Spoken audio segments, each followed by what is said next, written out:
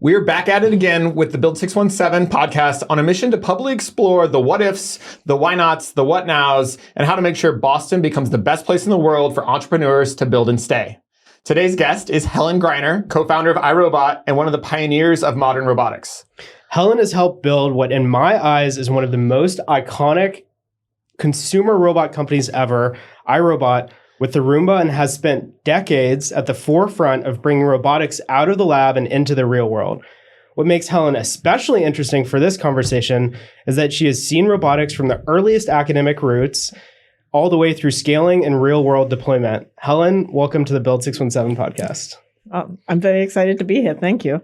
I'd like to make a little correction, though. I was not there at the earliest time of robotics. I am not that old because you're forgetting potentially some of the stuff that was shaky over at Stanford and other places that people have been doing robotics since almost before transistors existed. People have been trying this for crazy centuries, right? So I think that's some of what we're interested in is kind of hearing both some of that and also some of the early stories in robotics at MIT and kind of how it's progressed along to where we are today. Yes, it's my career has been a dream come true, right? We dreamt awesome. of doing robots. No one was doing robots, and then all of a sudden, everybody's doing robots, and it's wonderful, right? I love it. Yeah.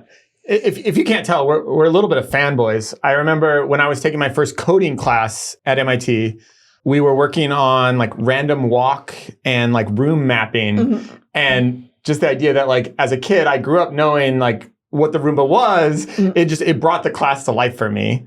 So thank you for that. Like it's something that I think about, and it's always, I think it's this like cultural touchstone that everyone like, at least in the US, I think pretty globally like has, and it's such a cool thing.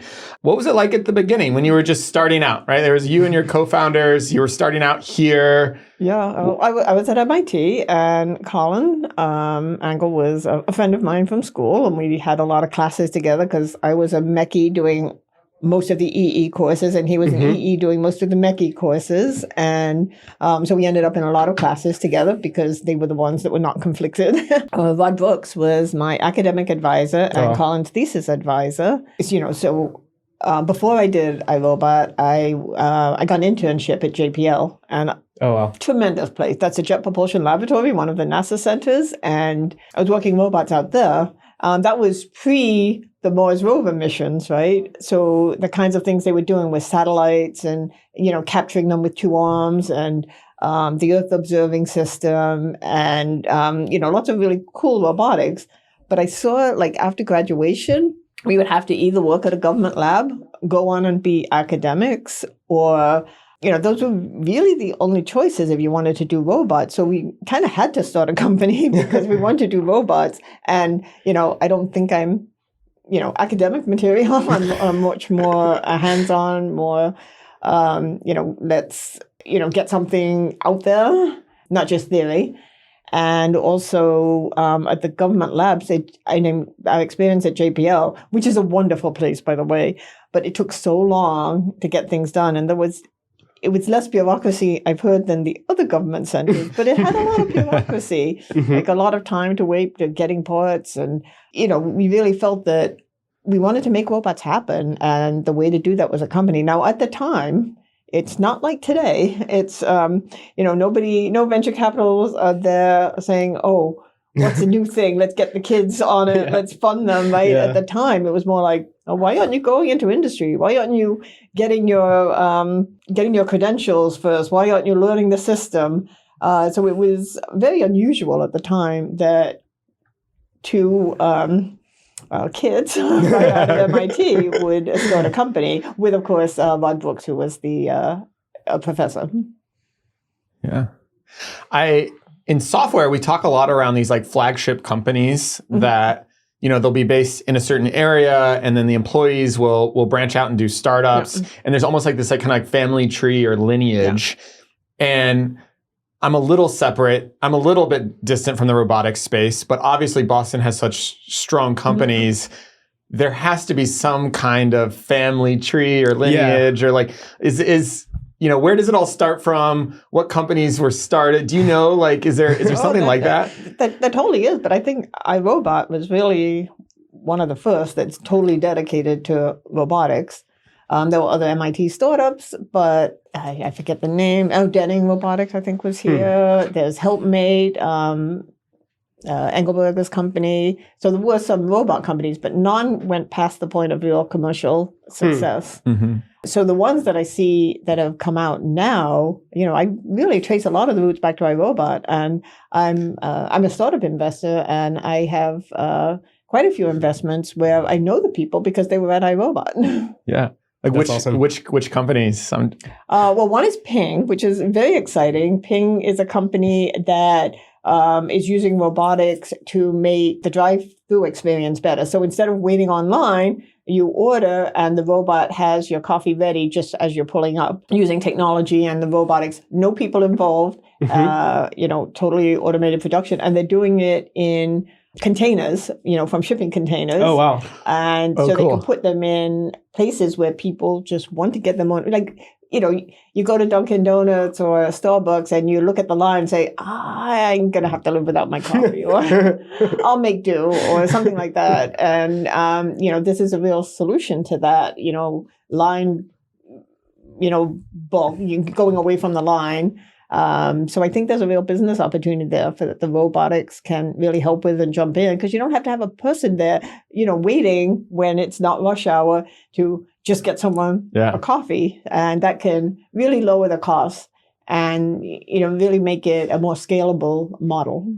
Yeah. Are they based in Massachusetts? They are based in Massachusetts. That's awesome. Yeah. That's awesome. Yeah. One part of, Build 617, just in addition to the podcast, is like, we love amplifying Massachusetts companies. Right. To the extent that you've invested in them and you want to give them shout outs, by all means, we love, we'll tag them and make sure people know. I've never heard of it. It was called Ping. Ping. I know it now. Awesome. You should have them come down and do a podcast. We should. Yeah. Ping, you heard that. Yeah. Was there anything unique about Boston? Like, as you're doing that journey, I think different cities have different cultures. They have different ecosystems. Like, I'm assuming it was more than just, it was convenient, you were already here. Is there, what were the good things? What were the bad things? It really was convenient, and we were already here. And MIT was here, and there might have been a few supplies that went missing at MIT in the early years of iRobot. But, We'll cut that out. I did our donation since I've more than made up for it.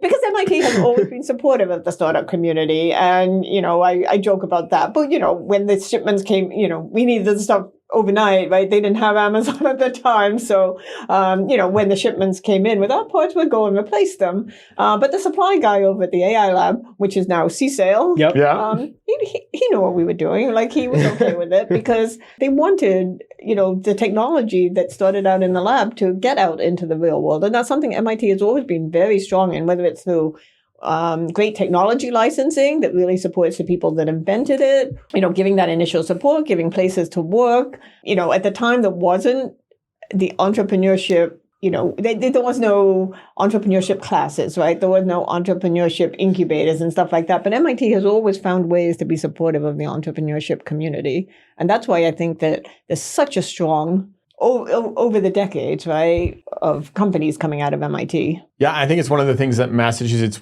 in some ways, we kind of combat now, in the sense that software companies, particularly, it's so easy to move. And so, I think, I forget the exact stat, Brian Halligan from HubSpot threw out that, of the top 50 AI companies, by some list, I don't even know the list, but it was 21 of them had founders with roots in Cambridge, Boston. But only one is still here. But only one is still here. Right. Yeah. And even that one, their office here is smaller than their other offices. Yeah. So it is this problem, I do think in some ways there's a problem there that at least in software where it's easy to move, maybe, or easier to move, we're not losing people. Right. But it's tough because we have, continual talent turnover every year from all of the universities building the best technology in the world. So it's kind of that's a really good point. Yeah. It's not just MIT. Right. Yeah, absolutely. It's Tufts. Yep. It's BU. It's BC. Northeastern. Yeah. It's all these. It's crazy. And the robotic programs at these universities, they've got top-notch ones at pretty much every one of them. Yeah. It's amazing. Yeah. I think it's also tough. UMass, I should have called out UMass too. Yeah, careful with this game because you're going to be 50 universities later. Who did I forget? I'm super optimistic, and I think that we have so many resources here. And I'm a robotics person at heart. I love robots. I've spent many, many years working in self-driving and working in robots. But recently I've been looking at some of kind of like the hottest, most likely IPO companies in the robotics space, like Figure, Apptronic, Unitree, and so many of them are not based here, which is crazy to me because we have so many resources, so many great companies. Right. You know, iRobot, Boston Dynamics, like we have everything here. So I'm kind of curious to get your thoughts on like, are we doing something wrong? Are we not like pulling the community together enough? Like what can we be? Yeah. I don't know. Well, I mean, you know, as they say, it is all here in Massachusetts. Yeah. And I think with Mass Robotics here, it's helped incubate like hundreds of robotic startups. That's been a big plus for the community and the system. I think in Massachusetts, we've tended to really stick with the practical, affordable systems. And that might be based on, you know, iRobot's philosophy of the practical and affordable. I've always judged robotics by robot products in the market. And I would contend we might still be leading in that. Yeah. It's like, are people just getting obsessed with this narrative of, you know, futuristic humanoid robots that are actually like not practical in the lab, and we're just stuck to like. Well, to me, we're talking humanoids now, I know, but I would never say never. Yeah. I certainly think they'll come. Yeah. I'm just not sure this generation is the one that's going to be in people's homes doing the dishes or whatever. I'm also pessimistic for sure. But that doesn't mean it will never come. I think it will. I think the first generation will be on wheels around the home because we've made our environment usually good with wheels. When we looked originally at the Roomba, when we're thinking about what it would be, it's like, well, should we make it climb stairs? It's like, well, maybe because there's dirt on stairs, but the cost of it, it's way, way cheaper to just have two. Way, way cheaper. You're like, everything is clean except your staircase. You're like, all right, you got to do that manually. You do. You do. You know, but that's okay because we didn't envision the Roomba doing everything. We envisioned the Roomba doing most of it. And then, I do think it feels like an open question of like these like hyper specialized robotics versus general purpose. Right. And it's interesting to be in such a, I feel like some of this AI hype cycle, you know, don't get me wrong, AI company, like I'm all about the hype, but some of it does give you this like anything is possible in the moment feeling. And so then I think the general application people are kind of winning some of the narrative. They're like, oh, anything's possible. It's all coming in X months. Yep. And then in X months, you're like, X more months. Why more months? You know, it always wins the narrative. That's the problem. You know, people were saying, you know, generalized AI was coming, you know, 10 years ago, 20 years ago, 30 years ago, right? And they always win the narrative and people always want to write about them because they're saying something that's more interesting, but that doesn't make it true. It's like Elon Musk, self-driving is coming, self-driving is coming. It's okay, it's been 15, 20 years. Like Right. So the original people out there, you know, people, not to pick on anyone, but, you know, the people at Cruise saying it's coming in 2 years, right? We all knew it wasn't coming. All the robotic people, you knew it wasn't coming in 2 years, right? But, you know, from an investment standpoint, they won, right? Because they started a company, they got it, sold for a lot of money, and the investors in it made a good amount. So just because it's not true doesn't make it necessarily not a good investment, which is unfortunate. For sure. Yeah, that's super interesting because so we just, you know, our last guest was Eric Paley, you know, Massachusetts Secretary of Economic Development, and one of the things he said, which is it resonated so strongly with me, was that like Boston, Massachusetts founders tend to be bad at marketing, or they're kind of humble. And, you know, I think as one of them, I definitely like to think of it as humble, but bad at marketing is probably accurate for me. Or down to earth. But I think what you're saying, like, really is like the opposite side of it, right? Like, as a founder, like, I don't ever want to be the one that's like misleading the public or misleading investors about what's actually possible. And so it's just an interesting counterpoint of like, how do we find that right line where it's like, I want to show you the world that's possible, honestly, while there's other people who are maybe showing you a world that isn't possible, you know, but at the same time, I need to sell the dream. Yeah. I got to also sell the dream that could be the reality. Right. It's like such a hard. It's like the line between hyperbole and Ford.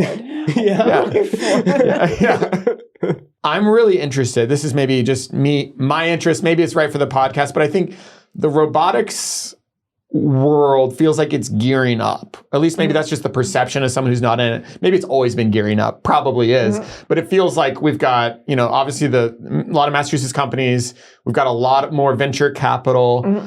I think Claude Code and Codex and these AI coding models have scared a lot of investors that like software's done or soon will be done. I don't know if that's true, but like will soon be done and the real investments are going to be moving atoms, not bits. Right. Whether those are like organic or inorganic. We like to hear that. As roboticists, we like to hear about the atoms. Yeah, we like atoms. We like atoms. And it feels like we're gearing up for this, like, okay, in our little world here, we're thinking like, okay, Massachusetts versus, figures out in the West Coast or whoever's out in the West Coast. But then also I think the kind of like looming giant is like across the Pacific. If we keep going west, like China's all about robotics. Yes. Like I don't even have a good question for you other than I think you probably have an opinion on how do we think about this world? What is it? Like, what's coming? Well, I think about it like this. I like to look for the applications that no one else is addressing, right? There's one company I'm an investor in, iBot. They've made an automated vision testing robot. Now, how hard is it all the time to go get your vision checked? You have to go to a specialized place, you have to have appointments. Instead, it could be in the mall, it could be right next to the place where you get your glasses. You look into it, there's some connection, so you have a doctor sign off on it, and it automatically tests your vision and looks for any problems.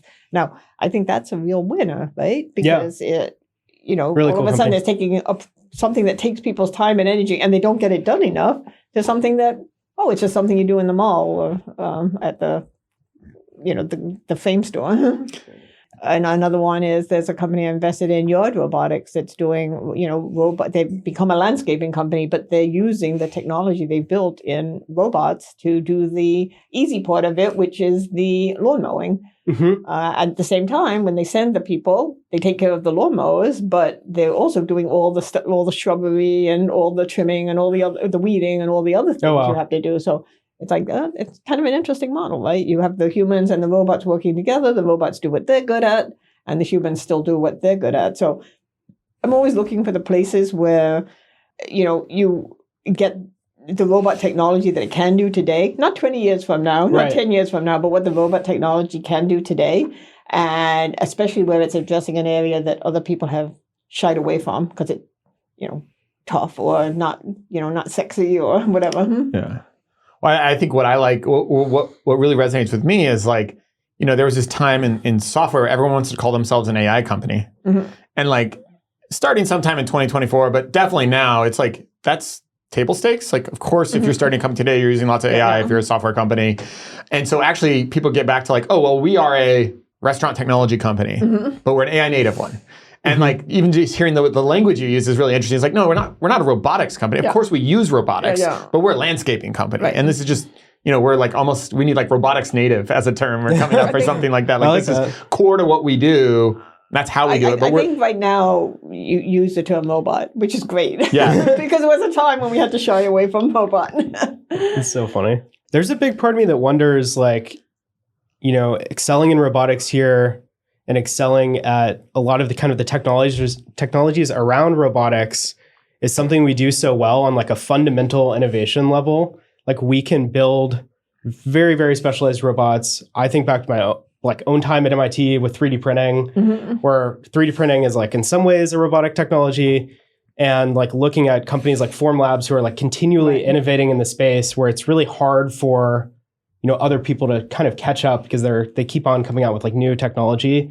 I'm kind of curious. Well, Bamboo's giving them a run for their money. Yeah, but also exactly. But also like 3D printing is so hard because all of the fundamental technologies like FDM, we originally excelled at, but now, many people, in China. Well, that's something that's really, I think, is an important topic that we need to discuss, not just on the Massachusetts level, but on the national level. Right. You look at what happened with iRobot. It's now a Chinese-owned company for many reasons, which we can go into or not. But, we're starting these things for, 3D printing, wonderful battery technology, robotics, and then it's like we almost get bored as a country. Like, there's not the innovation. It's not me stuff that's 20 years out. They're like, oh, yeah, someone else can do that. But they're the ones who are making all the money, right? They're the ones who actually have revenues and stuff. So it's something that I really think we need to do better as a country, not just as a state, in not just inventing the market, not just innovating the market, but keeping the market here. And it's really hard, right? There's a lot of criticism of iRobot. Well, you didn't keep up with the Chinese, right? They were ahead. I say they, not we, because, I did it for 18 years. I stepped down as chairman in 2008 and left the board in 2011. But even after that, Roomba was ahead for like 25 years. Maybe 23, right? Maybe 25. But they were ahead for a long time, and they missed like one design cycle. One design cycle shouldn't crush your company, right? That's crazy. Now, there were a lot of other things going on. There's the deal with Amazon. The government stepped in and squashed it, which was a terrible thing to do for the country. Why? Well, they felt that Amazon was too big, and even though there was no law against it, they delayed and delayed and delayed it for like 18 months.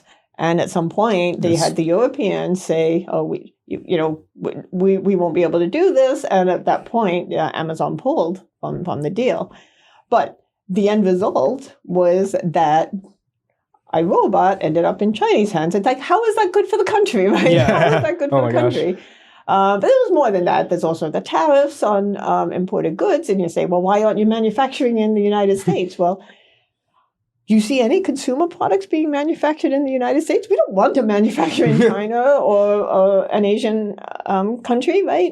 It's mandatory right now. Like, we weren't in a position to reinvent how things are manufactured. Maybe Elon Musk is in that position. We weren't in that position.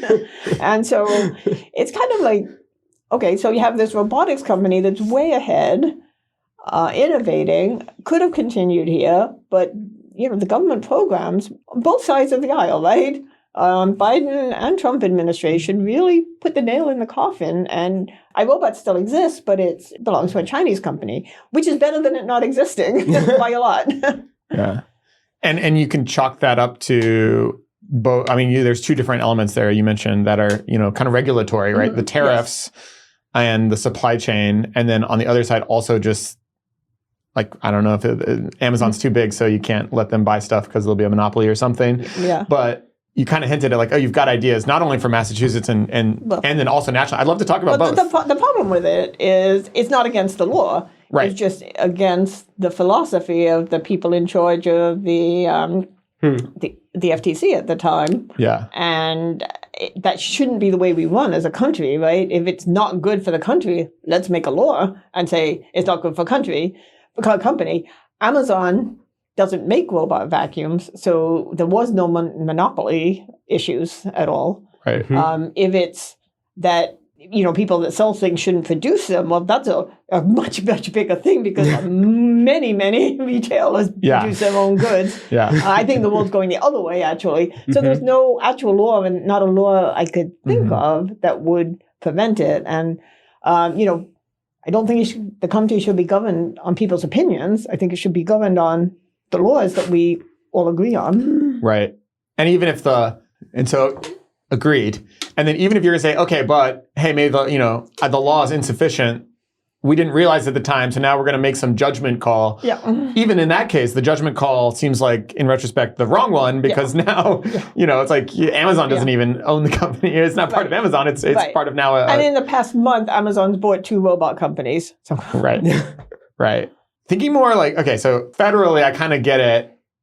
Thinking about like Massachusetts, right? We have like a lot more influence. Like I can, more I might, listen to our podcast today. I don't think our president will. What can Mass do? Like you do have some level of responsibility, just given the talent density and the companies. Like I'll try to make it more real. Like Jason Kelly from Ginkgo Bioworks was on the podcast. He said, hey, we should regulation can be an advantage. And the thing that he said was we should have autonomous driving zones. This is his example. Cambridge, Somerville, Boston, should have an autonomous driving zone where during certain hours of the day, humans can't drive. Right? That was his take. I wouldn't go that far. Okay, well, that was his take. And, I don't know if he has the depth to talk about the safety of that. Right. But and sorry, Jason, if you do have the depth, but his view was by actively regulating, you reduce uncertainty and you'll attract the companies that are oh, we want to We Yeah. want to innovate in that zone. Yeah. Right. Are there things like we should be doing? I think there are things, and after iRobot, I started a drone company, and when I started it, it was completely illegal to fly drones. Right. I was with tethered, so we kind of don't ask. Okay. Tell. Drone company, MIT yeah. supplies. I'm noticing a Right. But our politicians, came out against drones because of privacy concerns, et cetera, Yep. et cetera. And you're not going to stop this technology from happening. You're just going to kind of dictate where it happens and have it not happen in Massachusetts. So I think we could be a place that really considers the issues and tries to mitigate them, rather than a place where the politicians say no, no, this is wrong. And I think that the first step is having it on people's minds when they vote. Elizabeth Warren came out against the Amazon deal. Like, she wrote to the Federal Trade Commission saying, "Hey, I'd like you to look into this." And I think that's I don't think that's a good take for, but they should be supportive of the Massachusetts ecosystem. Go to the company, find out what's happening, find out why they want to sell to Amazon. Right? We wanted to remain an independent robotics company. That was in our DNA. I put a poison pill in our public documents when we went public so that people couldn't just come in and take us over. Now, they got rid of that after I left for governance reasons, but it was something that we really felt strongly about, that we want to remain an independent company. And when that became untenable, the management came up with a way to continue to thrive, and then it was squashed. So I think it does start out a little with looking at the platforms of the people that are elected, and do they support the entrepreneurial community? And I think supporting the entrepreneurial community is good for everyone, because those little companies, they become the big companies that employ people and make Massachusetts continue to thrive. So that's one thing. Things like mass robotics, in the robotics field, that's a proven winner, right? It came in when there really were no incubators for robotics companies. And for very little state money, they provided, just places for these people to, get that initial pitch together, get the initial prototype built, be around surrounding like minds, or trying to make different visions work, and also giving them the tools they need, and how to pitch, how to raise money, how to look at a balance sheet, how to just the nuts and bolts of what you have to do as an entrepreneur. Giving them that learning in over at the seaport, and I think when something's working, amplify it, right? Yeah, double down. Yeah, I think there's things that are already working that can be amplified, and then the new ideas, as you suggested. I'm not sure about only, but you would think. I mean, we had autonomy here, right? Which has been sold since. Yeah. But I actually worked for Motional, so it was like autonomy and Motional. Awesome.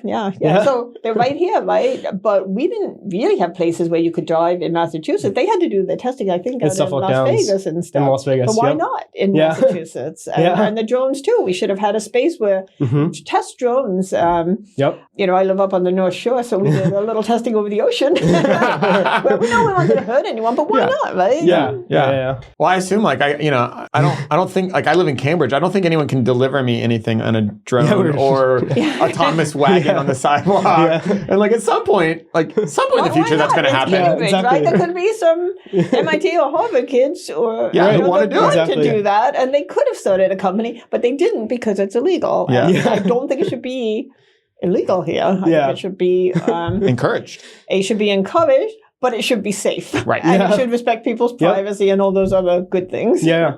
So if an MIT robotics PhD came to you and was like, I want to start a company in Boston, next 18 months, what would your advice be? What would you tell them to do? It's always the same. Look for a problem that people have and really address that problem. We started iRobot without that, with just the technology, and it worked out. It was a long road. The first 8 years, we were building any robot for money.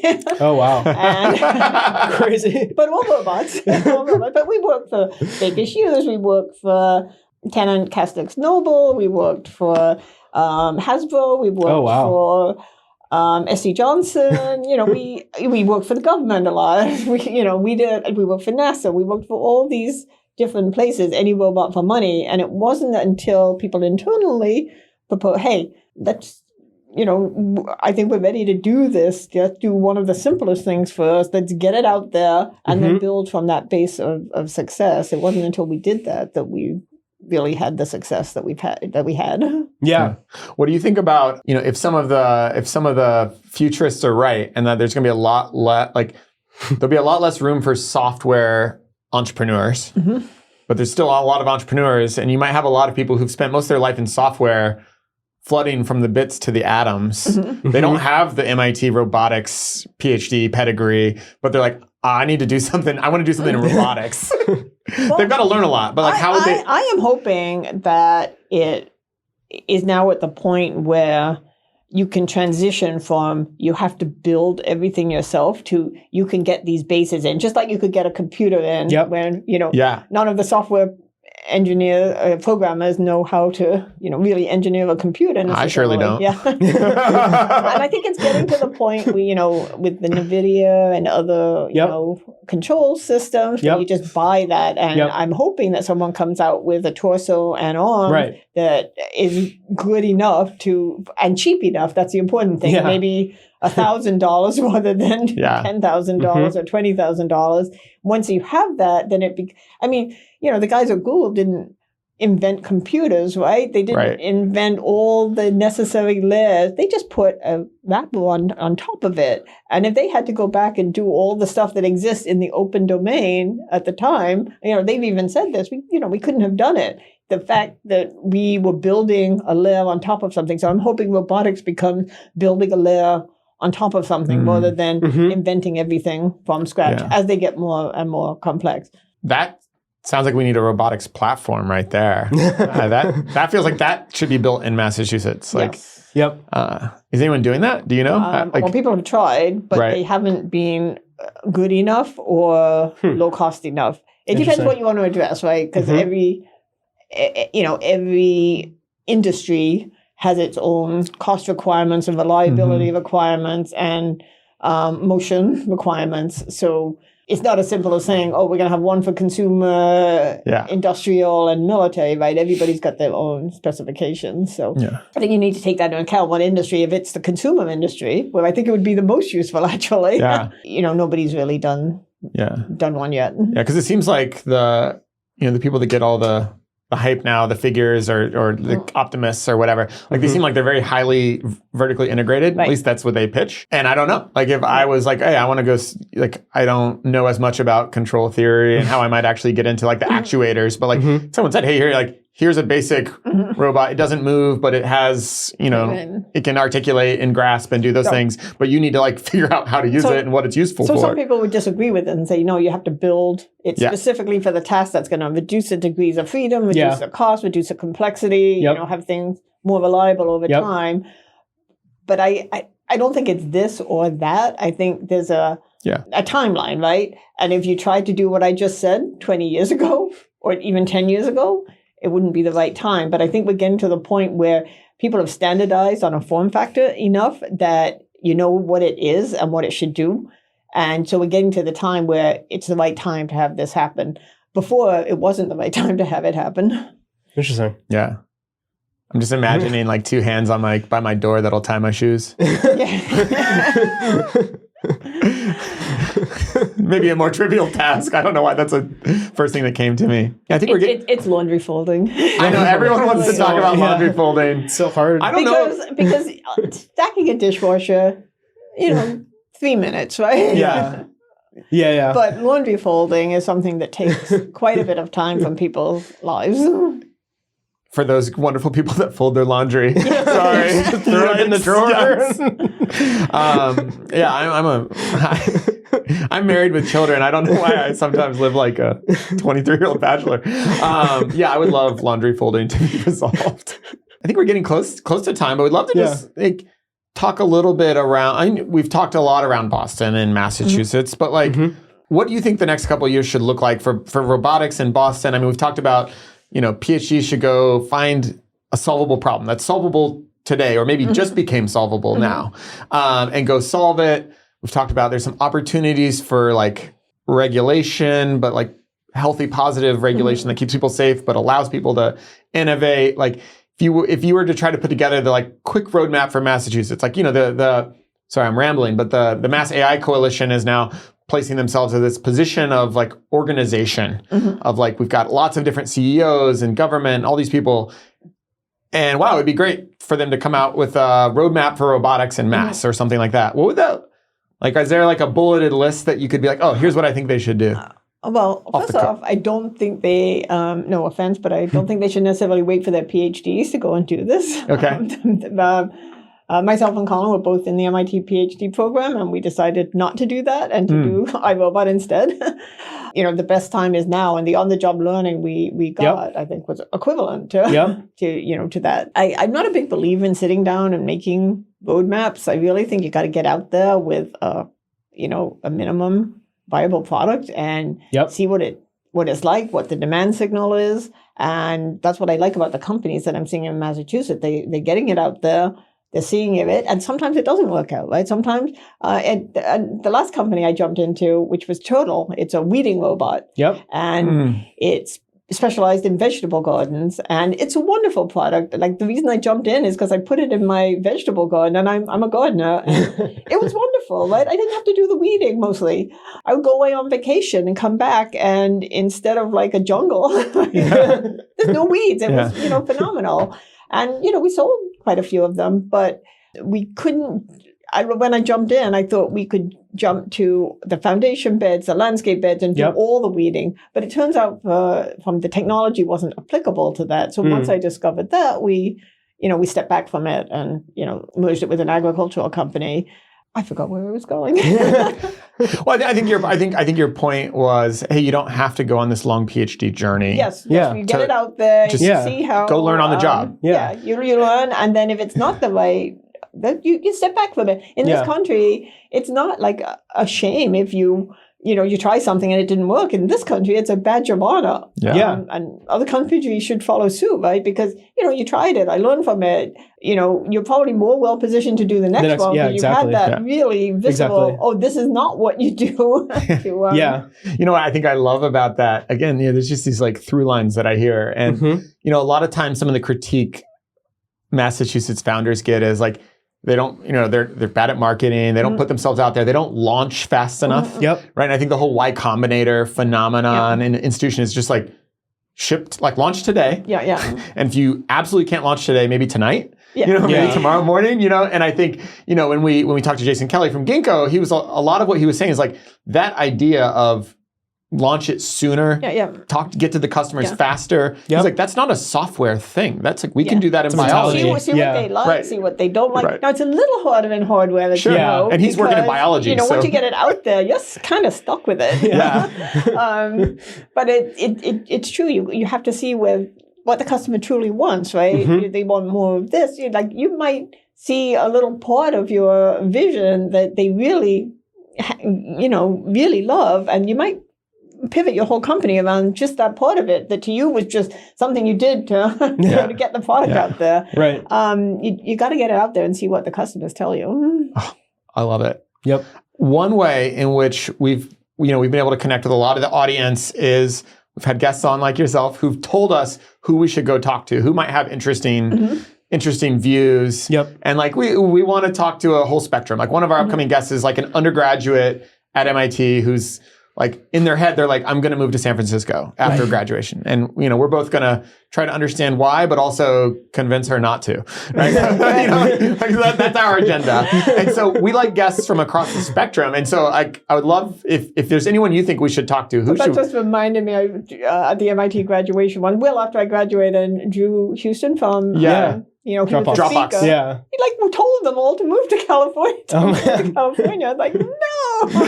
No, but Drew. He really meant it, right? Because he felt that that's how they succeeded, because they were throwing money at the companies out there and they weren't doing it here. But I think that's equalized out somewhat. Not all the way. But I think you can get funded in Massachusetts. Massachusetts is known for practical systems. And I think that over the time, we will be able to use that to our advantage. Yeah. So anyone you think I should talk to? Anyone we should talk to? Well, I would say the entrepreneurs at the companies that I mentioned. Yep. Right? Yeah. Okay. A little self-serving. Yeah. Well. Investor, but I think having some of the politicians on too. Yeah. Because they're the ones that can make or break the environment that is needed for entrepreneurship. And I think it's getting the message out that it's really important to look at the platform on entrepreneurship, and are you encouraging innovation and new technologies, or are you just, oh no, that's new, we should not do that? Because it's going to happen anyway. The only question is whether it happens here or whether it happens there. And if it's here, we can have I think there's lots of places here that, specialize in the discussion of how should we do it? How can we be less disruptive to people? How can we maintain privacy? How can we do all these things? There's a lot of universities and think tanks we can bring in to have that conversation, but just saying, no, we shouldn't do that. That's the wrong thing for Massachusetts. Yeah. What about any founders who've built any of the foundational companies in Massachusetts that you think would be good to talk to? You've probably had most of them on. I can't think of no worries. I love what you're saying about the politicians. I think my take is I guess in the room we're all from MIT, so I associate a lot with that, but also Boston and Mass is sometimes we just tell me what the problem is and I'll solve it, right? And obviously that's a hard part about starting a company is understanding what the right problem is. But it's kind of an interesting when you're talking about the politicians, we should have them on, we should talk to them, and they shouldn't just say no, we can't do this. No. They should help define the problems, because entrepreneurs. But they'll say they support entrepreneurship, but then their actions don't support entrepreneurship. Right. It's don't tell me that we can't do this thing. Tell me we can't do this thing if it impacts someone's privacy. Yeah. Because hey, we're an entrepreneur, an engineer. I'll solve the problem. Exactly. If you just tell me the problem, I will solve the problem. Right. Yeah. And I guess at all layers of government, there would be good guests. Yes. We could talk your local, local Cambridge council person all the way up. So. That's great. Awesome. We're so happy to have you on. Thank you so much for investing your time, coming in here.